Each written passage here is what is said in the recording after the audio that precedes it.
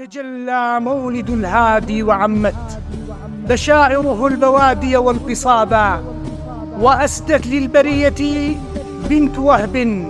يدا بيضاء طوقت الرقابا، لقد وضعته وهاجا منيرا كما تلد السماوات الشهابا، فقام على سماء البيت نورا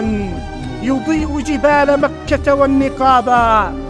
وفاحت يثرب الفيحاء مسكا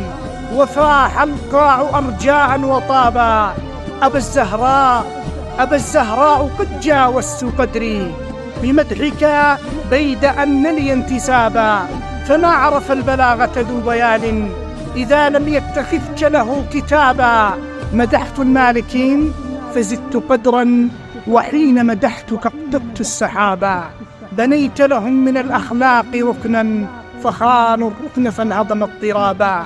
وكان جنابهم فيها مهيبا ولا الأخلاق أجدر أن تهابا، وليس بعامر بنيان قوم إذا أخلاقهم كانت خرابا، فلولاها لساوى الليث ذئبا وساوى الصارم الماضي قرابا.